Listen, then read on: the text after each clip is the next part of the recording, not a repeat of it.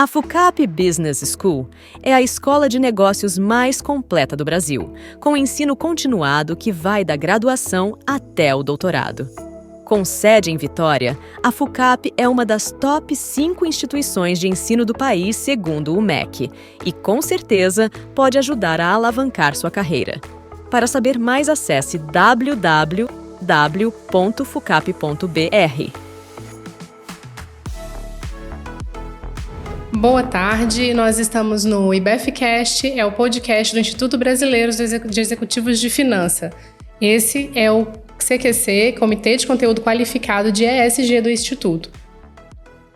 Nós estamos aqui com o participante Ailton Dadalto, que é o nosso host do CQC. Pode se apresentar, Ailton. Tudo bom, pessoal? Muito obrigado por mais uma companhia conosco. Sou Ailton Dadalto, advogado, vereador de Vitória, e hoje a gente está com um convidado muito especial. Conta pra gente, né? Hoje nós estamos com o André Brito, ele é gerente executivo de relações corporativas da Suzano e está aqui com a gente para compartilhar um pouco das experiências de sustentabilidade, ESG, e como a Suzano tem evoluído nessas práticas, nessa agenda tão relevante para o país, né, mundial, esse ano principalmente, que estamos em ano de COP, então temos muito para conversar sobre o assunto.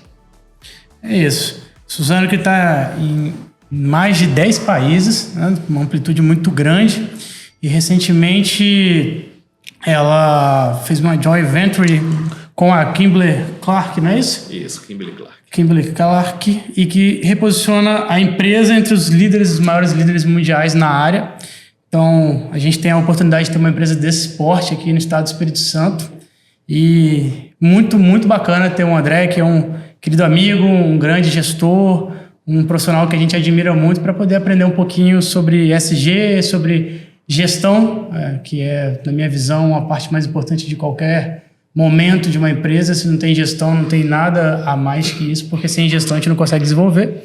E com certeza a Aracruz hoje é modelo de gestão no Brasil, e a gente tem essa honra aqui no Espírito Santo de ter essa empresa. Eu deixo nossa querida Rovena, nossa coordenadora, fazer a primeira pergunta. André, a Suzano nasceu como gigante de celulose, mas hoje ela fala em ser uma empresa de soluções renováveis, né? O diálogo de sustentabilidade e soluções renováveis na Suzano tem crescido muito. E como que essa mudança de identidade se traduz no dia a dia da estratégia da empresa? Bem, o crescimento, a empresa precisa crescer se ela quer sobreviver. E a Suzano, ela cresceu tanto orgânica como inorganicamente, ao longo do tempo. Ela saiu de uma revenda de papel, os fundadores adquiriram fábricas e foram crescendo e foram adquirindo outras empresas, e até o início desse ano a maior aquisição que tinha sido feita tinha sido a da Fibria, quando ela se tornou a maior empresa de celulose e de fibra curta do mundo. E agora, recentemente, com a aquisição, com o joint venture criada com a Kimberly-Clark, se reposicionando. Isso, do ponto de vista de crescimento, faz parte da estratégia que ela tem, especialmente pensando numa verticalização. E hoje a gente exporta mais de 90% daquilo que a gente produz, celulose de mercado. Mas a celulose ela é matéria-prima para uma série de outros produtos. Então, isso faz parte da estratégia para você também não só depender do mercado de celulose, você passar a se reposicionar também como produtor, então, dentro de uma verticalização. Muito bom, André. E hoje a gente tem o Espírito Santo sendo visto como um polo, né? Principalmente na área de celulose. A gente também tem uma fábrica aqui, né, de Tsui. É isso mesmo, André? Tissu.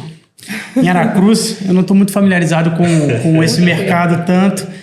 Inclusive, a minha pergunta vai mais para os leigos dessa área, assim como eu, né? A gente tem uma noção do que representa a Suzano aqui no estado do Espírito Santo, né? A gente tem que entender isso, né? Principalmente na área da gestão pública, entender o que representa a Suzano para o nosso estado. Mas eu queria entender as grandes áreas que a Suzano hoje atua do Espírito Santo para fora, mas como que ela representa e como que ela atua normalmente. Desde que, pouco tempo atrás, a gente levava para o senso comum que era só celulose, só dessa forma, e a gente não parava para pensar, né, nas outras áreas, nas outras variáveis, e hoje a Suzano atua em vários ramos.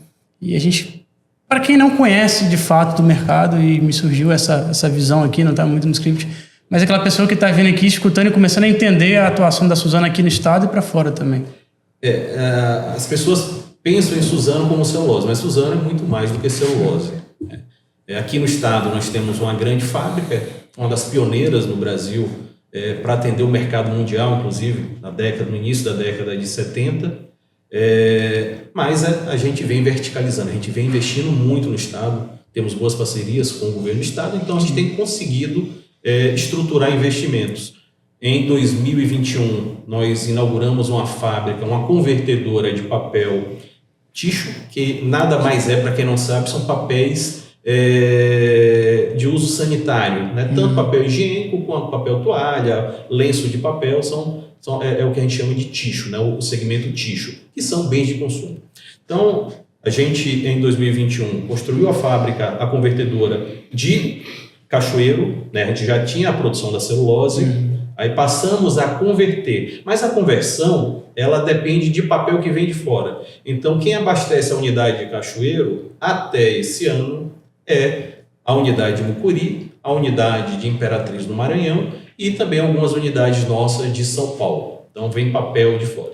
A partir de 2025, com essa nova inauguração da unidade de tixo que está agora, a gente está no momento de testes da máquina, mas a gente vai, a partir desse ano, abastecer Cachoeiro com papel feito aqui no estado, e aí se consolidando a questão da verticalização da produção, onde você passa a produzir não só a celulose, mas o papel aqui no estado do Espírito Santo, e aí serão papéis tixos. Mas além dos papéis tixo, né, a gente tem... Posso falar marcas? A gente produz, o Neve é nosso, o Mimo é nosso, o Mimo da embalagem preta, tripla folha, ele é exclusivo do Espírito Santo, a produção é exclusiva aqui do estado, é uma das máquinas mais modernas que a gente tem, mas agora em Aracruz teremos máquinas mais modernas ainda, vamos produzir folhas quádruplas e coisas do tipo. Além de papéis tixo, a gente também está no mercado com papel reporte, papel A4, a gente vende para gráficas também, tem grandes consumidores gráficos, papéis cartões que fazem embalagem de McDonald's, de remédios, né, de sabão. Então, assim, é uma vastidão. Fora os novos negócios que ainda são embrionários, os possíveis novos negócios, a exemplo do bioóleo, que é uma possibilidade. A gente tem uma joint venture já na Finlândia, onde a gente consegue produzir tecido, né, a partir da celulose, da microfibrilação da celulose. Tecnologia desenvolvida aqui no estado do Espírito Santo. Muito bom. Passando um pouquinho agora para a nossa temática central, que é o ASG, que é uma sigla para Ambiental, Social e Governança. É importante a gente falar, porque podem ter pessoas que estão começando agora a entender sobre o assunto.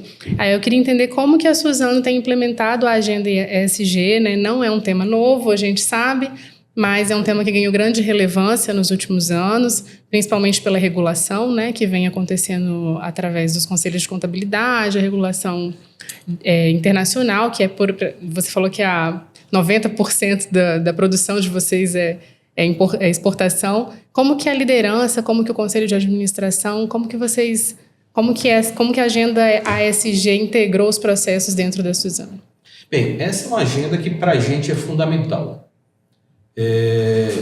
Nós, praticamente 60% da nossa matéria-prima, que é a madeira colhida do eucalipto, né, ela é produzida por nós. Nós estamos em grande parte dos municípios do estado do Espírito Santo, seja com plantios próprios, seja com plantios de terceiros, de mercado que a gente compra.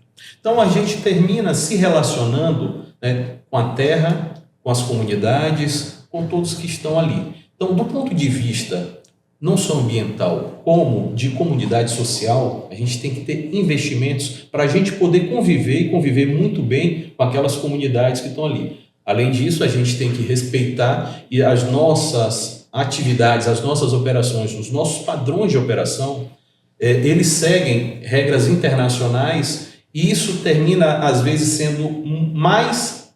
A gente tem mais exigência na nossa operação do que as normas nacionais terminam trazendo. Então, já há um ganho ambiental, né? O social, como a gente convive com muitas comunidades, a gente passa com logística, uma logística pesada. Então, a gente tem que ter investimentos ali também para quê?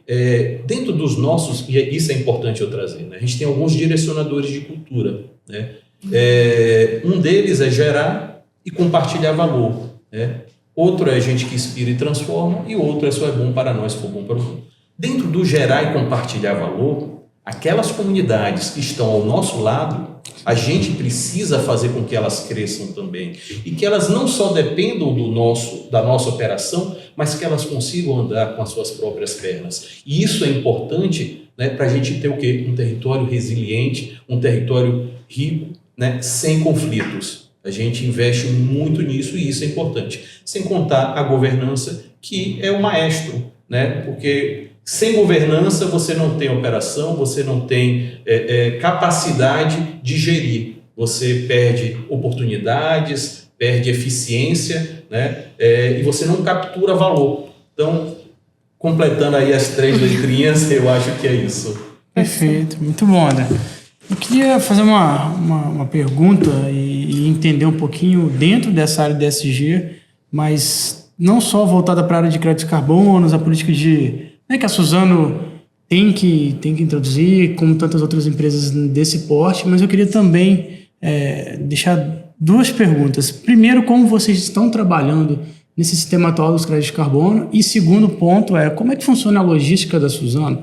Porque quem conhece ali da região, indo de Aracruz para frente, indo para Bahia, vê essa logística, né, diária dos caminhões passando com eucalipto e tudo mais. Como que a gente visualiza esse setor de logística? E que isso é muito importante porque, quando a gente fala de ESG, de carbono e tudo mais, a gente vê que hoje o Brasil ainda está engatinhando nessa questão da logística de transporte.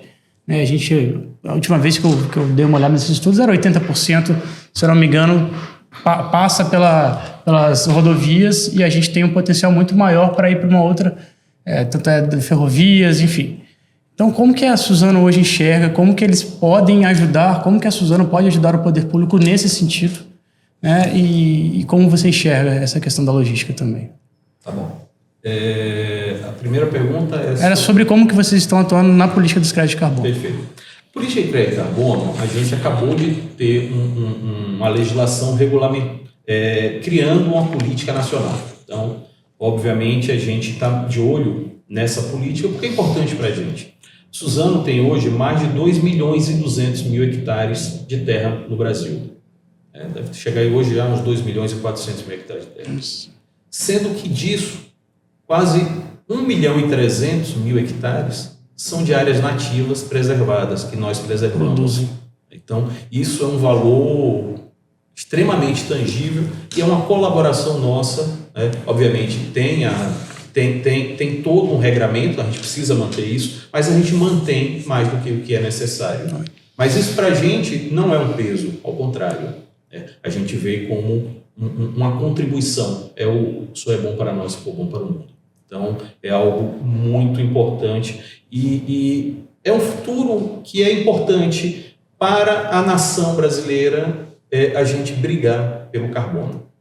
O carbono é importante, a gente sabe o quanto a descarbonização ela vai contribuir para, talvez, diminuir os impactos das mudanças climáticas que já existem. Né? As mudanças climáticas elas podem afetar operações, mas assim, e o Brasil talvez seja um dos países que mais sequestram carbono no mundo. Só para vocês terem uma ideia, a Suzano planta por dia mais de 1.400.000 mudas de eucalipto no Brasil, em todas as suas operações, em todos os estados onde ela está. Isso captura muito carbono. Mas aí tem outras coisas que não adianta a gente entrar aqui, qual é o carbono que é válido, o que é que você consegue negociar, mas é um mercado muito importante que vai trazer recursos para investimentos dentro do Brasil. Com relação à segunda pergunta, a logística é uma coisa que para a gente ela é necessária. A gente tem 2 modais hoje, que é tanto o rodoviário quanto o ferroviário. E a gente depende de infraestrutura pública para isso.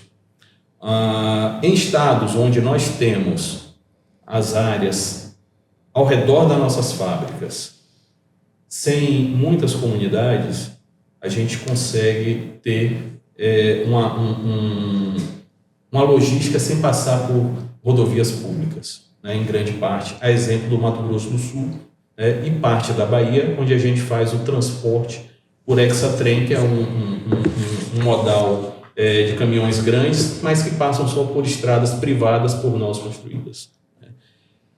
A logística ela é sempre um desafio, Ailton. Ela é um desafio por quê? Por conta da infraestrutura de rodovias do Brasil, e não é só do Espírito Santo, é do Brasil como um todo, que não é boa, né? Os investimentos foram feitos há bastante tempo, mas a infraestrutura não evoluiu como deveria, para que a gente pudesse ter estradas duplicadas, para que a gente pudesse ter estradas mais bem estruturadas, e talvez assim muita gente não goste de ver, mas é uma necessidade. A gente tem uma fábrica que funciona 24 horas por dia. A nossa logística precisa ser 24 horas por dia. Então, assim, um investimento em logística, em desenvolvimento de rodovias e rodovias preparadas, ele é essencial para o crescimento do Brasil, não é só para atender Suzano, não, é do Brasil. A gente tem visto aqui no Espírito Santo os portos saindo, mas porto sem rodovia, sem ferrovia, não liga nada a lugar nenhum. Vai ligar nada a lugar nenhum. Então, é algo que tem que estar sempre na visão dos governantes. Perfeito. Eu queria falar um pouquinho sobre diversidade, a gente entrar um pouquinho dentro do social na Suzano, né? Lendo um pouquinho do relatório de sustentabilidade de vocês, percebi que vocês têm várias ações para desenvolvimento das comunidades ao entorno das fábricas, fora o próprio desenvolvimento, geração de emprego, né, nessa ampliação mais recente ali na região de Aracruz.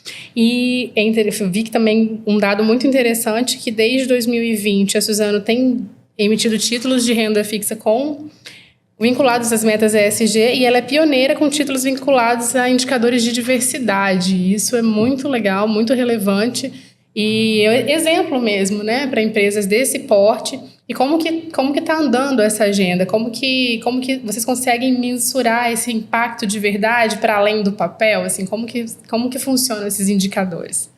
Super bacana a sua pergunta, pelo seguinte, além dos investimentos que nós fazemos, nós, para garantir a agenda ESG de verdade, nós temos metas próprias, que impactam no bônus desde o CEO até as pessoas da base. Então, nós temos meta de água, redução de consumo de água, nós temos meta de captura de carbono, nós temos meta de diversidade, e a meta de diversidade é mais interessante, porque a gente tem meta para ter PCDs, a gente tem meta para ter mulheres na liderança, negros na liderança, pretos na liderança, e LGBT também. Então, assim, e isso, como é meta, se a gente não cumprir, a gente paga, a gente deixa de ganhar bônus e coisas do tipo. E isso termina envolvendo bastante todos da corporação, porque se cobra. Você está com a vaga em aberto, a pessoa vai cobrar. Poxa, por que você não contrata uma pessoa, né, que seja de um GA, né, de um grupo de afinidade desses? Então, é importante porque você passa a ter, de fato, um movimento, uma transformação cultural, né? E isso tem enriquecido a diversidade e a vida, né? E isso ajuda bastante, inclusive na consolidação da cultura e a você quebrar paradigmas. E isso a gente trata com muita seriedade, com muito cuidado, né, para poder ter efetivamente essa diversidade fazendo parte daquilo que nós somos. Nós somos uma indústria, mas nós respeitamos toda a diversidade. A gente percebe muito, né, que as empresas até nas políticas públicas, a gente precisa ser intencional nesse aspecto para a gente realmente evoluir, né? Por muito tempo a gente, ativistas, movimentos, vem trazendo a causa, mas só quando as empresas assumem o protagonismo de ser intencionais no preenchimento das vagas, no impacto que elas causam. O próprio governo, agora, a gente teve uma nova lei que promulgou a exigência de mulheres em conselhos de administração das estatais. Então, a gente percebe que a intencionalidade para que a gente consiga avançar nessa agenda é realmente muito relevante. E você trouxe aqui das cédulas, né, que nós emitimos, né, dos empréstimos que nós pegamos. Nós fomos a primeira empresa a emitir green bonds internacionais, né, atreladas a metas de diversidade e a metas de descarbonização, a metas de mudanças climáticas. E o que é que acontece? Nós conseguimos captar isso com custo mais baixo. Se a gente não cumprir essas metas, a gente paga para os bancos financiadores a diferença, que não é pouca. Sim. É isso. Entrar numa seara aqui, André, que é interessante, porque quando a gente está olhando de longe, a gente vê muita dificuldade de equilibrar o investimento, o desenvolvimento da empresa, a economia, com a parte de sustentabilidade, com a parte de inovação. Não é fácil para quem não está vivendo a realidade da empresa entender como que a empresa consegue, de um tamanho da Suzano, né, que é listada hoje na Bolsa, como que ela consegue viver da pressão do capital, né, que é natural e que tem que existir, mas ao mesmo tempo que ela possa se preocupar em trazer esse olhar para o desenvolvimento sustentável, para a inovação, e também como ela é uma área totalmente, que ela atua numa área totalmente verde, né? A gente fala do meio ambiente muito voltada para essa área, como que ela consegue, sabe, transitar nessa área? Porque realmente eu olhando de fora vejo muita dificuldade, porque lidar com o mercado de bolsa, com o capital, com a economia hoje em dia tão predatório que é hoje o mercado, e ao mesmo tempo ela ter esse destaque, né, na inovação, na sustentabilidade, ela se reinventando e, como você está trazendo muito bem aqui, sendo líder em vários movimentos inovadores na área de ESG, nessa área social, de meio ambiente. Então, como é que ela trabalha nesse trânsito? O que é que acontece? Você tem que ter governança, mas você tem que olhar o negócio sempre para frente e as oportunidades. Quando a gente fala em inovação nem sempre é você criar um produto novo, você ter algo diferente. É você, com o seu produto, você encontrar novos negócios, né? E uma das linhas que nós atuamos, quando a gente fala em inovação, é a substituição de outras fibras, né, de celulose. O eucalipto, o que a gente produz, é considerado a fibra curta. O eucalipto é a celulose de fibra curta. Existe o pinus, o bambu, outros produzem celulose de fibra longa, né, que dá uma maior, digamos, resistência. Mas a gente tem feito trabalhos para desenvolver celulose que possa substituir a celulose de fibra longa. Por quê? A celulose de fibra longa é uma celulose mais cara, cujo ciclo de produção da sua matéria-prima, o pinus e outros produtos, ele é mais longo. Então, isso faz parte da inovação também. Óbvio, a árvore é um mundo, né? Além disso, você procura dentro daquilo que muitas vezes foi subproduto, considerado subproduto. Hoje, só para você ter uma ideia, as fábricas da Suzano são praticamente todas autossuficientes de energia. A gente produz energia própria com aquilo que também se diz como subproduto da celulose, né, que é a lignina, que é o licor verde que é queimado nas caldeiras de recuperação. Mas aqui não é de um valor agregado, é carbono puro. Ele é um possível substituto do plástico, né? Então a gente tem olhado para essas coisas. Isso tudo a gente, obviamente, você para poder lançar um produto novo, você tem que ter escala, certo? Não adianta, você tem que ter mercado e o mercado tem que gerar escala. Sem isso você não consegue colocar nada. Passa a ser algo que você tem que talvez descartar mesmo, né? Mesmo tendo um valor. Então a gente tem procurado gerar valor naquilo que a gente tem, né, que é a árvore, e a partir dali extrair o máximo possível de valor que gera valor para a companhia, que faz com que a companhia seja rentável, que faz com que os investidores olhem para ela de forma diferente, né? Além da parte ambiental, da parte social, que é fundamental. É isso, eu acho que para além da agenda ESG, para além do que isso traz de valor, né, igual a gente falou aqui sobre os valores da empresa social, de ambientais e de governança, é uma mensuração de riscos, né? Porque a mudança climática é uma realidade e a escassez hídrica é outra realidade. Então, a empresa caminhar junto com a agenda ESG é mesmo a gente mensurar os riscos, e nós percebemos já que não se trata apenas daquele ambientalista antigo que abraça a árvore, a gente brinca, né, ali no meio, que a gente quer ser ESG fora do papel, fora desse ativismo social apenas, não diminuindo, né, a causa, mas porque quando a gente vai para as corporações, a gente percebe que isso é geração de valor, é mapear riscos. E eu queria, para finalizar aqui nas minhas perguntas, entender como que a Suzano consegue separar aquilo que é geração de valor, o que retorna em imagem para a empresa, porque é importante hoje, o mercado tem buscado valor ambiental, né, social, as pessoas querem saber, o mercado quer saber como que está funcionando e como que a empresa diferencia isso para aquilo que é geração de negócio mesmo, para caminhar junto com o lucro nesse aspecto, para a gente fugir do greenwashing, né, que é uma prática que está todo mundo muito de olho, porque colocar um selinho verde em todas as marcas ficou muito fácil. O ESG ele tem que ser cultural, ele tem que fazer parte, as pessoas têm que entender como valor.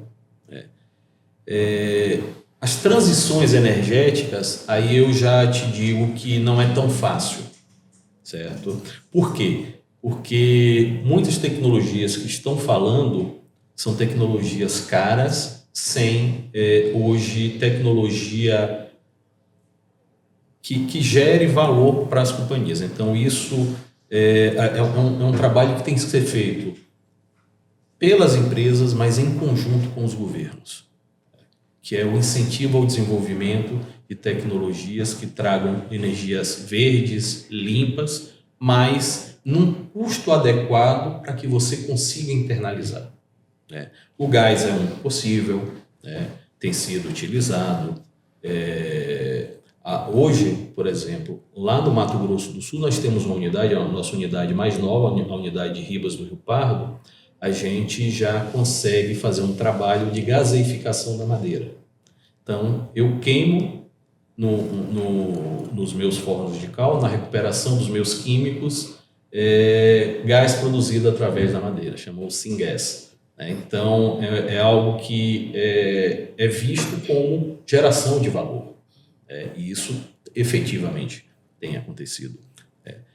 Então, assim, você precisa estar atento ao que está acontecendo, né, e fazer as transformações, fazer as descarbonizações, fazer as transições energéticas, aproveitando os momentos. Mas uma coisa é certa, talvez nós consigamos, ainda com um custo alto, mas aproveitando alguma coisa de que o custo Brasil, o clima, a terra nos proporcione, mas o pequeno não consegue.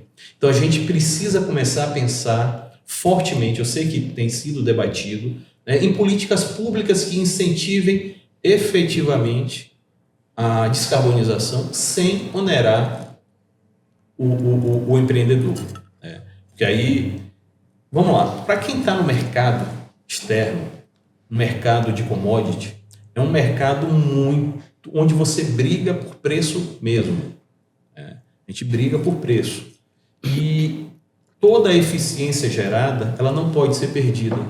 Então, quando a gente fala em transição energética, é algo que precisa ser observado com muita cautela, mas especialmente do ponto de vista de se trazer soluções inovadoras, mas fora de uma realidade de custo. Isso vai gerar problemas, daqui a pouco a gente não consegue produzir efetivamente e gerar valor como a gente gera. Negócio é negócio, a gente tem que gerar valor, mas a gente tem que ter um equilíbrio, tem que ter as oportunidades, tem que estar sempre de olho, né? Naquilo que a gente faz dentro do nosso trabalho, onde estão as oportunidades de captura de valor. Isso é importante para a sustentabilidade das empresas.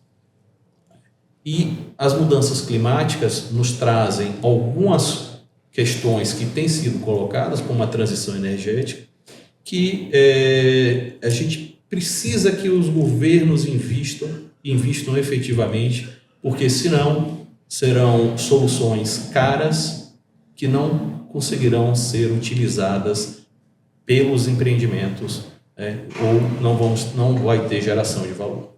É uma preocupação grande com a cadeia de valor, né? Quando a gente fala de descarbonização, no nível 3 do escopo de inventário de carbono, que a gente vai para a cadeia de valor, e aí você vai pegar o pequeno produtor, aqueles seus fornecedores menores, e você vai exigir que eles tenham descarbonização naquela empresa, e aí o custo para eles é muito mais alto, e a gente pode gerar um problema social se a gente partir para essa exigência sem uma cautela, sem um cuidado, porque a gente pode eliminar ali da concorrência bons produtores, mas que ainda não conseguiram desenvolver nesse aspecto. E aí eu concordo totalmente com você que políticas públicas são fundamentais também para a gente conseguir avançar nesse ponto. Com certeza.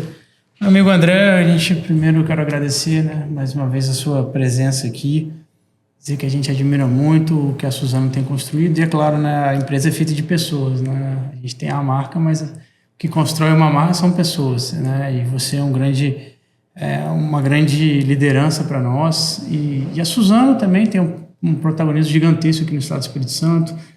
Nós que estamos na política queremos isso para o nosso estado, queremos empresas que gerem valor e que tenham também o crescimento que merece, mas olhando, né, com sua visão de futuro, que é muito boa, né? Olhando para os próximos 20, 30 anos aí da parceria do setor público com o setor privado, né, da iniciativa privada com o setor público, o que você enxerga e como você enxerga tanto do mercado que a Suzano atua, mas nos outros mercados que com certeza você transita e conversa com outros gestores, para os próximos 20, 30 anos em área de política pública? O que você tem enxergado, principalmente quando se fala da reforma tributária, quando se fala, né, sem esquecer da parte essencial que é o ESG? Então, como que a gente consegue, eu te pergunto isso até porque precisamos, a Alvena sabe muito bem disso, olhar com esses dois olhares, a gente não pode deixar um passar fome para o outro crescer e vice-versa, os dois têm que crescer. Mas como que uma empresa, né, um gestor de uma empresa tão grande que é a Suzano, enxerga esses próximos 20, 30 anos que é a reforma tributária? Bem, a gente está diante agora de algo que é para ser muito positivo. Mas pensando no longo prazo, a gente conhece o Brasil. O Brasil é algo que faz com que tantas empresas nasçam e morram sucessivamente, é a questão do custo Brasil. Então, o custo Brasil ele precisa ser observado de forma atenta. A gente precisa, para quem produz, pessoal, o produtor, quem produz, quem é industrial, quem é comerciário, não é o vilão. Não é o vilão, certo?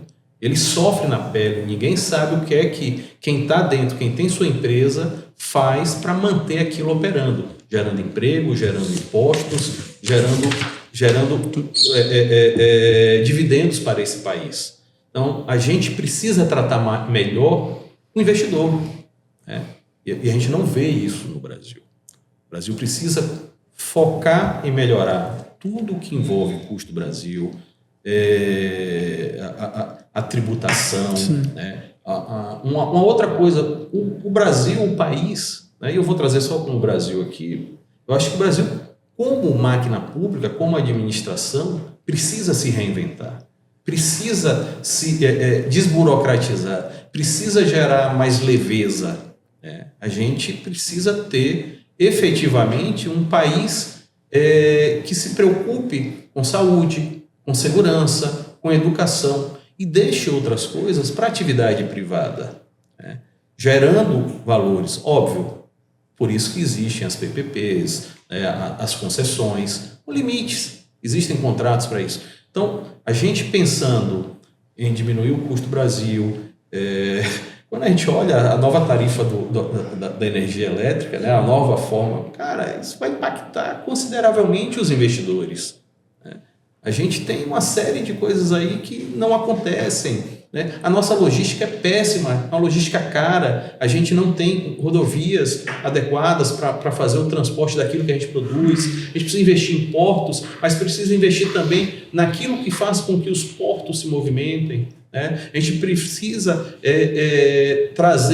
investir em tecnologia. O Brasil tem condições de ser um polo de tecnologia. Então, se a gente olhar com políticas públicas dessa forma, né, para simplificar, para gerar mais leveza para quem produz, para o Estado ser mais leve, eu acredito que a gente vai começar a colocar o país dentro de trilhos que vão nos levar para momentos melhores do que o que a gente vive hoje. Resumindo, é o valor agregado, né, André? É o valor agregado de qualquer política pública. Não adianta você construir um colégio sem ter professor. Não adianta você construir um posto sem ter uma rodovia, uma ferrovia decente. Não adianta você investir em um pilar e deixar os outros dois quebrados. Eu acho que esse é o grande exemplo que a iniciativa privada traz para nós, da gestão pública. Você tem que trazer valor agregado em qualquer área, porque ela não vive sozinha, né? No mundo moderno, no mundo que a gente tem hoje, não tem como viver sozinho, né? Uma andorinha só não faz verão, e eu sempre reforço isso no poder público, que a gente tem que... E esse é um grande exemplo disso, né? Que aí é referência, se não me engano, foi 2 vezes na Bolsa fazer o leilão, né? Fazer o leilão das PPPs. Então, assim... A gente vê que o Estado do Espírito Santo está se preocupando com isso, a gente também tem trazido esse debate para a Vitória, e a gente precisa disso. Eu sempre falo, se não tiver essa referência, enquanto gestão privada, alguém que está desenvolvendo, que está sendo disruptivo, para a gente ter exemplos, não vai andar. Então, André, quero agradecer.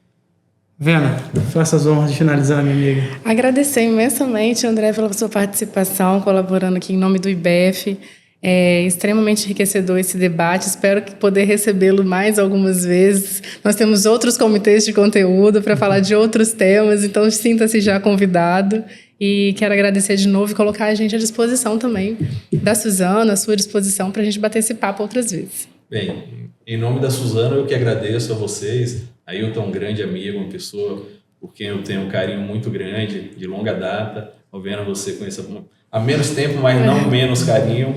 E, assim, em nome da Suzana, deixar aqui todo o agradecimento por a gente poder falar, explicar um pouquinho, né, o que é o Ticho, o que é o nosso negócio, o que é que a gente faz, qual a importância de políticas públicas bem estruturadas para que a gente tenha retornos melhores, para que a gente possa fazer mais investimentos. O investimento vem do retorno, não tem jeito. Então, assim, pessoal, só agradecer a vocês, momento muito bacana, muito satisfatório estar aqui com vocês.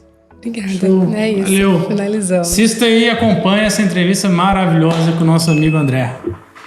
Esse podcast tem o apoio dos mantenedores do IBEF, sendo eles categoria Diamante, ArcelorMittal, APES, Banestes, Cezan, Med Senior, Cicobi e Vale, categoria Sênior, da Luz Risque Nemer Advogados Associados e Fucap Business School. Categoria Pleno, Almeida e Pandolfi D'Amico Advogados, Finamore Simone, Gran Thornton, Machado Mazei e Pinho Advogados.